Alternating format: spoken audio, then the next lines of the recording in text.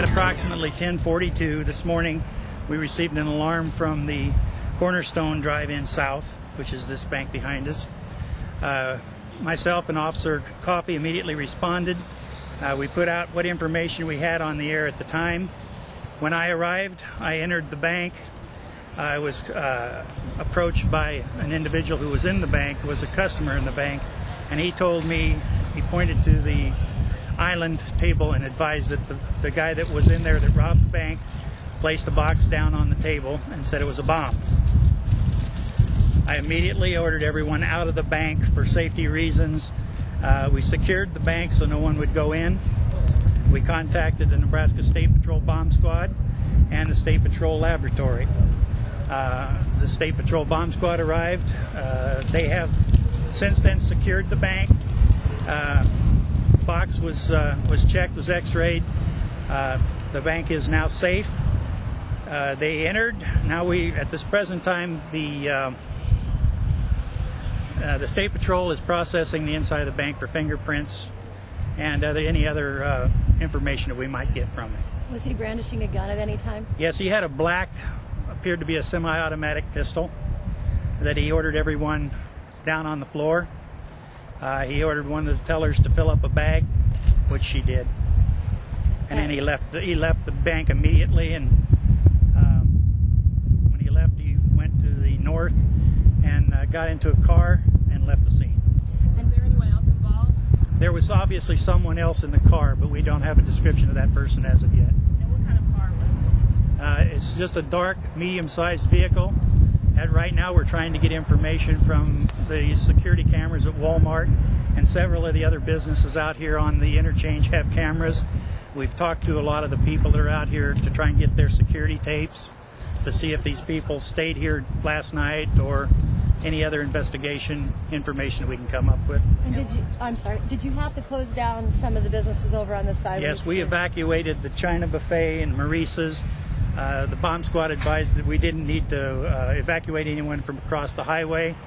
Our biggest concern was having to stop Highway 81 traffic if they deemed necessary. They went in and did the x-ray of the box first and then did a hands-on and determined that we didn't have to close down the highway. Did they park the car in the front entrance? I see there's a surveillance camera right there in the front. Did they park in the front or? No, the car was parked over here in the Walmart parking lot. The person left the car, went across this parking lot into the bank. When he left the parking lot, he went to the north, got into the same car, and left. How large of a box was it that he left behind it? A little bit larger than a shoebox, a white cardboard box. It was taped shut. So what was in it when you all opened it? At this time, I'm not at liberty to give that information out. That'll be the State Patrol will give that information. And no one was injured or hurt? No one was injured. There were no shots fired. He was in the bank and out of the bank in less than 2 minutes. Is there anything else we may have missed? I've pretty much went through the chronological order. Can I ask one more question? How many people do you think were inside when he came to the end? There was only one customer. There was 4 tellers inside the bank.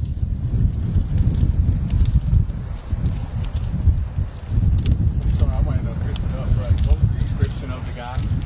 He was approximately 5'10" to 6 foot, white male. He was reported as wearing a baseball cap that was red on the bottom, black on the top, and it had a white emblem on the front. He was wearing a long sleeve. The information we had was a light gray, not like a sweatshirt, but like a sweater, a long sleeve, blue jeans, about 150 pounds, in his late 30s, early 40s. And so how far along do you know had he gotten before police arrived here? What time was when police arrived? At 10:42. And so the alarm was also probably triggered by what, a panic button inside of the bank? Yes.